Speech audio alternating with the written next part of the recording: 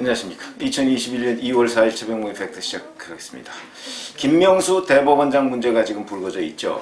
무슨 얘기냐면 작년 5월에 임성근 부장판사가 사표를 내니까 그 사표 내는 자리에서 김명수 대법원장이 어떤 답변을 했느냐를 문제를 가지고 김명수, 임성근 두 사람 사이에 진실공방이 벌어진 적이 있습니다. 무슨 얘기냐면 임성근 부장판사는 사법농단 혐의로 기소가 됐었죠. 그리고 나서 사실은 작년 1월 달에 무죄 판결이 났었습니다. 1심에서 무죄 판결이 났는데 그 후에 여당 내에서 이제 자, 임성근 부장판사가 사법농단 혐의인데 이게 법원의 자기 식구 감싸기 아니냐 이렇게 해서 탄핵을 해야 된다. 이런 주장이 이탄희 의원, 판사 출신이죠. 이 사람들을 중심으로 해서 있었고요. 오늘 오후에 임성근 부장판사에 대한 탄핵 표결이 국회에서 있을 예정입니다.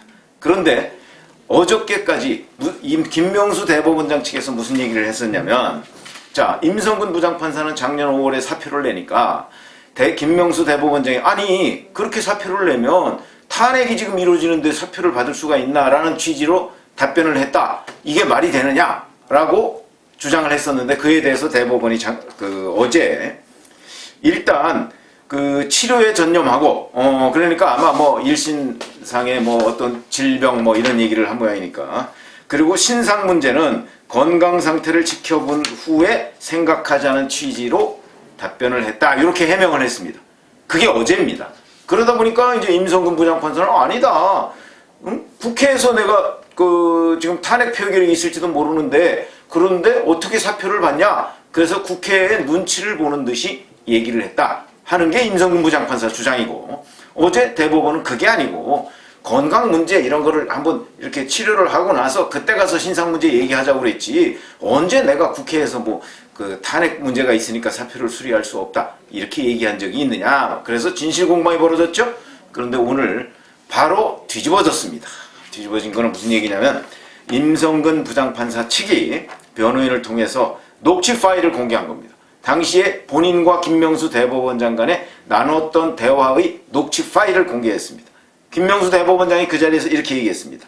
사표, 제출, 수리, 뭐 그런 법률적인 것은 차치하고 나로서는 여러 영향, 정치적 상황도 살펴야 한다. 탄핵하자고 하는데 이거는 여당에서 탄핵하자고 하는 것이죠. 내가 사표를 수리하면 국회에서 무슨 얘기를 듣겠느냐.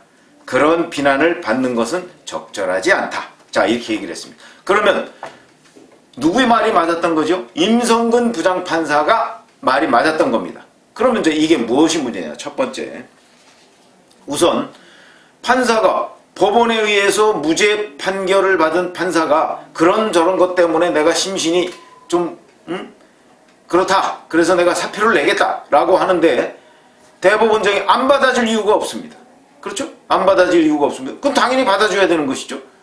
왜냐하면 이미 1심에서 무죄 판결이 났고 그 다음에 무죄든 뭐든 간에 여하튼 내가 지금 재판을 받는 것 자체가 피곤하니까 난 사표를 내겠다. 안 받아줄 이유가 없습니다. 그렇죠? 법원에서 별도로 징계위원회 회부하기 전에는 근데 징계위원회 회부한 것도 아니거든요. 그런 상태이기 때문에 안 받아줄 이유가 없는데 안 받아줬다. 이런 얘기죠. 작년 5월 달에 그런 얘기고 이제 이거와 관련해서 시민단체로부터 직무유기 혐의로 고발까지 된 상태입니다. 김명수 대법원장이. 자, 그리고 더 큰 문제가 있습니다. 바로 국회 상황을 거론했다는 것이죠. 여당의 코드를 맞췄다는 것입니다. 당시 야당에서는 임성근 부장판사에 대한 탄핵의 티읕자도 나오지 않았습니다. 그런데 여당에서 탄핵 얘기가 일각에서 거론이 되니까 그걸 핑계로 해서 여당에서 내가 비난을 받고 싶지 않다. 이런 얘기 아니겠습니까? 그럼 결국 여당의 코드를 맞췄다. 사법부의 독립 어쩌고저쩌고 이런 거 우리가 할 필요도 없이 과연 대법원장이라는 사람이 여당, 정치권의 눈치를 봐가면서 그것도 특히 특정 정당의 코드를 맞추는 게 이게 대법원장으로서 자격이 있느냐. 아마 오늘 이후로 판사들로부터 대법원장은 사퇴 압력을 받을 가능성이 매우 높습니다. 그 압력을 받기 전에 뭐 사실은 본인이 사퇴를 해야 되는데 뭐 김명수 대법원장 지금까지 쭉 흘러온 과정을 보면 뭐 본인이 먼저 사표 낼 것 같지는 않습니다. 그러나 어찌됐든 간에 대법원장으로서 사법부의 독립을 지키기는커녕 오히려 독립을 여당 코드에 맞춰서 팔았다 이렇게 얘기를 할 수 있는 그런 정도의 중차대한 문제다. 이거는 이제 김명수 대법원장 입에서 사법부 독립 운운하는 얘기가 나와서는 안 됩니다. 그런 정치적으로 여당 코드에 맞췄다는 부분이 정말 전무후무한 대한민국 사법부 역사에 없는 양승태 전 대법원장의 사법농단보다 훨씬 더 심각한 사태가 벌어졌다. 이런 말씀이고요. 여당 코드에 맞춘 거. 두 번째. 자, 그렇게 해서 일단 임성근 부장판사가 문제 제기를 했음에도 불구하고 대법원은 거짓말을 했습니다. 김명수 대법원장이 거짓말한 거죠. 거짓말 논란에 휩싸인 것 자체도 문제인데 거짓말임이 오늘로서 판명이 됐습니다. 아니, 대법원이라는 것은 정의를 지키는 우리 사회의 최후의 보루다. 이런 평가를 받고 또 받아야 하는 곳입니다. 그럼에도 불구하고 자, 여당의 코드를 맞췄다는 것도 문제인데 그런 의혹에 휩싸인 것 자체도 문제인데 의혹에 휩싸이니까 거짓말을 해서 그걸 모면하려고 했다는 것까지 지금 들통이 났습니다.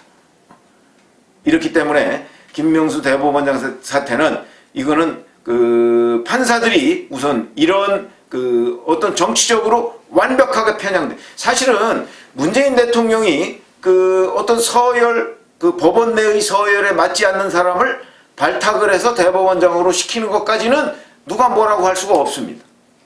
뭐 그리고 이제 많은 사람들이 그랬겠죠. 아, 자기 편이니까 시켰겠지. 자기하고 코드가 맞으니까 시켰겠지. 뭐 이렇게 생각하는 것까지는 뭐라고 얘기할 수가 없습니다.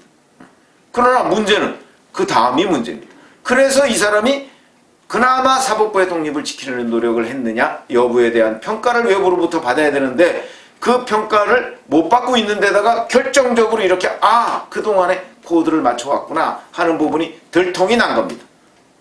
이 다음부터는 어떻게 해야 되는 것이죠?